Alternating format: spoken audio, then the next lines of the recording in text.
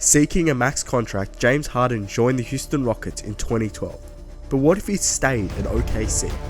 Fresh off an appearance in the finals, they were primed for further glory.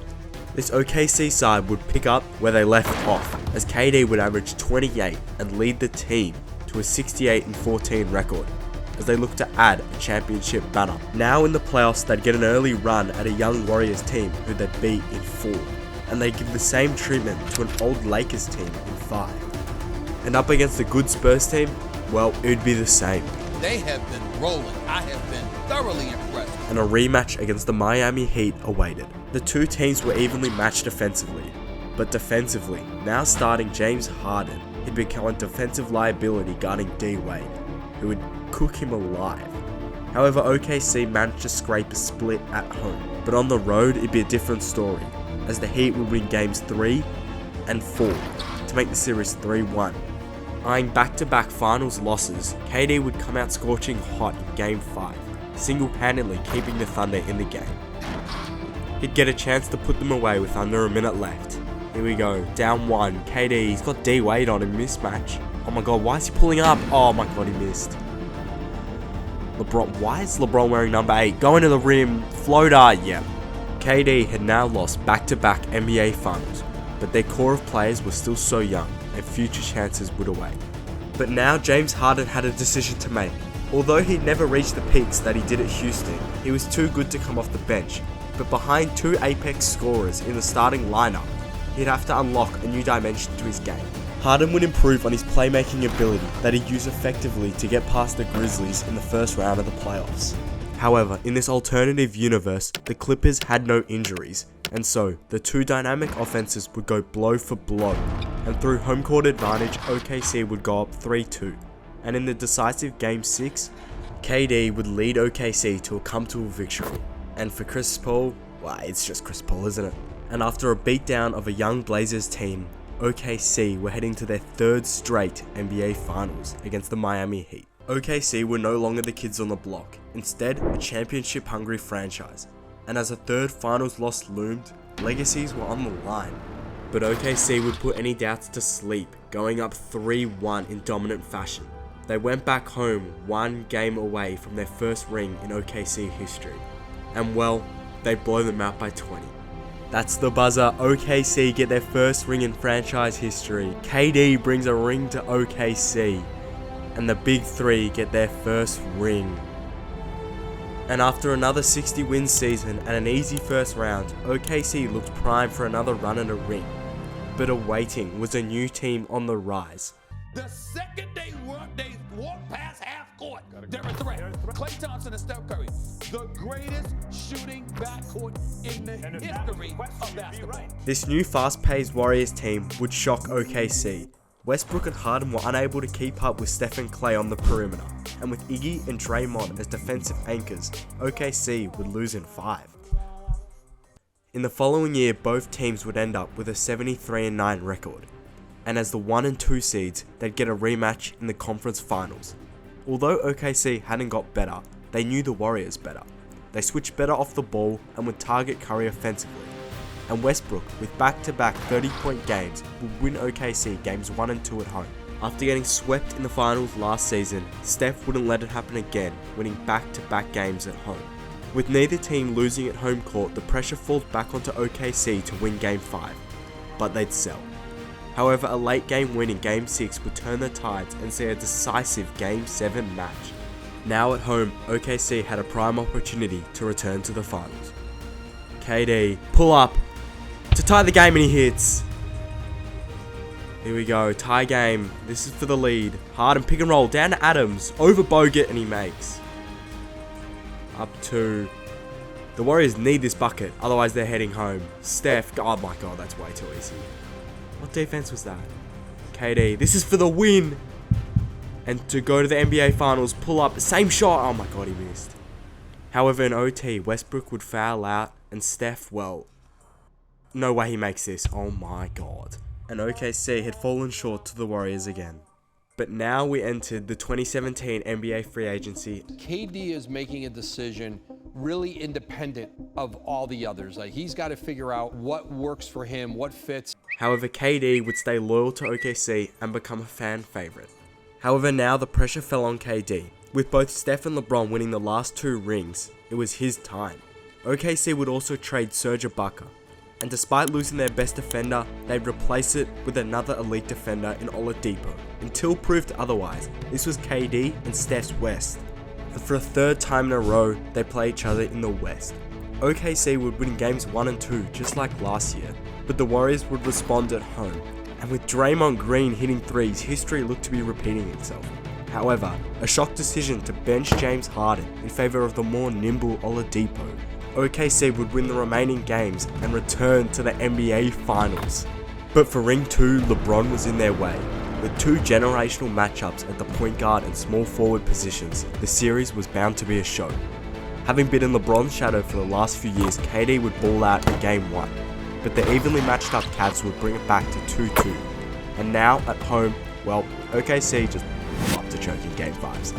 And in Game 6, win or go home, the big 3 would show out. And well, they blow them out.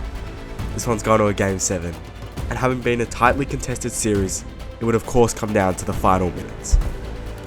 OKC down 1. KD with LeBron guarding him. Game 7, pull up midi. Bang! Bang! Here we go. They can go 2 for 1, the Cavs. Kyrie with the ball. He waves off LeBron. Kevin Love setting the screen. Open midi. How did he miss? And the Cavs foul. KD makes both. Down 3. They need a 3, but they'll take a quick 2.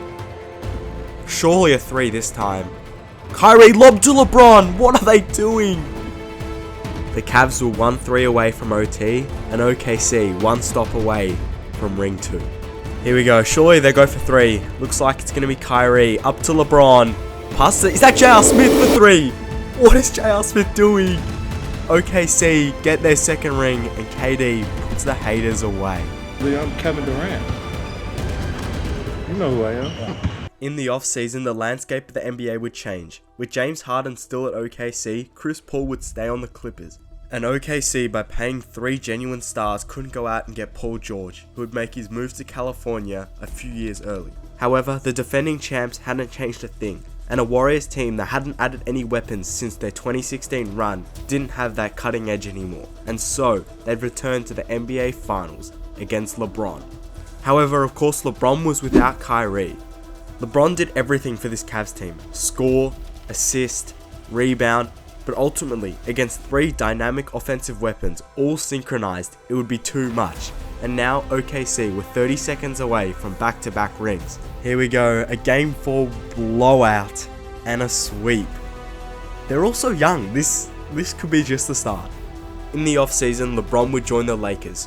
Having said this, OKC still looked like the better team and were primed for another run. However, in the 2nd round, a healthy Pelicans team with Boogie and AD would trouble OKC, who had glaring frontcourt issues. And so, with KD guarding AD and Drew Holiday guarding Westbrook, it was a long day. Drew Holiday is solidified as probably the best defender in the league at the guard position. And so with Westbrook nullified and KD taking on bigger defensive duties, they'd stun OKC in 5. But things weren't going to get easier. AD would get his move to the Lakers, and Kawhi, fresh off a ring, eyed a move to Cali. With the Lakers out of cap, the Clippers irrelevant, he'd choose the Warriors, forming a super team.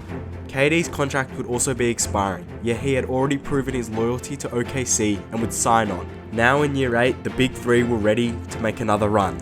In the 2nd round, despite on paper being a super team, LA would struggle to improve on their regular season form as the 5th seed, and they'd get bounced.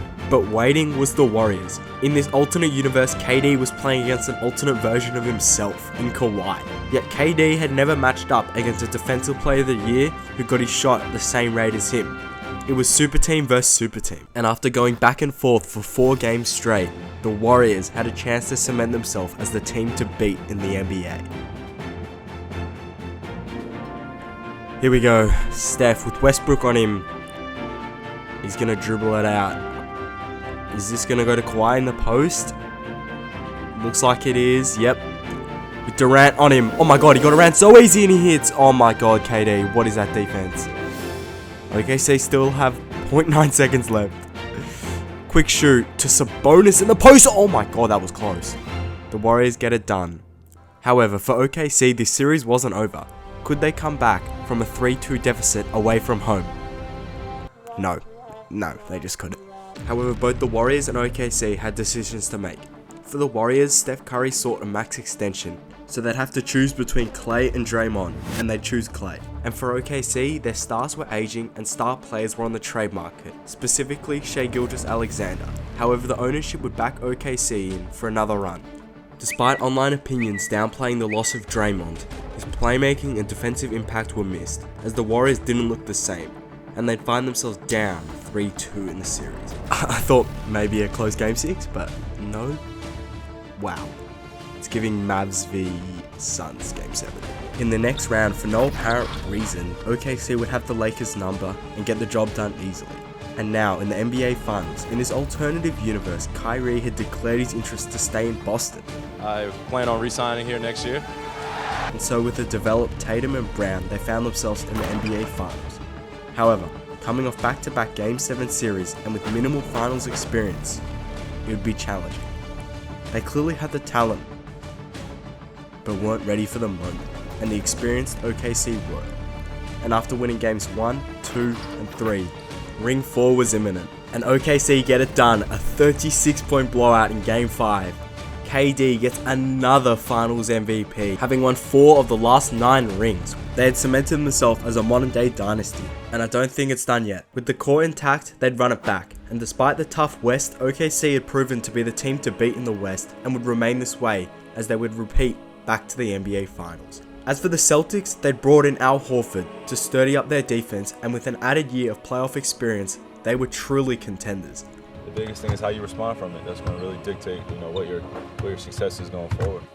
Because it's time to say goodbye to your dynasty. It's over. The Celtics team was much deeper, but OKC, they had greater star power. And after claiming the first 2 at home, it looked promising, but the Celtics would respond with 2 of their own at the Garden. It set up a monstrous Game 5, with everything on the line. And as time went on, it was clear this one was going the distance. Here we go. Tied, 110-110. Kyrie! And the Celtics have the lead. KD to respond, they need a bucket. Out to Sabonis for 3, what? Kyrie, now down 1, pulls up. That looked open, oh my god, he missed. What are they going to do? They can let the clock... Okay, they fouled. They could have got a stop. Harden... Wait, he just missed. And he makes the second. The Celtics now have one last chance, down 2. With James Harden guarding him. Should be able to get his own shot. Screen, pull up midi, and he hits. Oh my god. Okay, well, OKC can respond here. James Harden, pick and roll, down into KD, with Tatum on him, in the post, puts it up, and he makes it. 2-point lead. Oh, no timeouts. From full court, no way. Nah. And OKC get Game 5, and with every last bit of momentum, they take Game 6. And they've actually got 5 rings. This team's up there with the Bulls. That's crazy. However, this would be the peak of their powers. In the following year, Westbrook would decline athletically and become the forefront of media scrutiny. James Harden, who was never a franchise star, would begin to lose his stroke. And while KD didn't age, the others did. And while still tied down to big money contracts, OKC couldn't explore the market and they'd lose in consecutive years in the playoffs.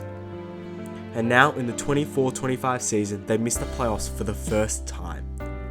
An end of an era. I said every video, but if you guys like that, a sub, like, comment would be really appreciated. And I'll see you guys next.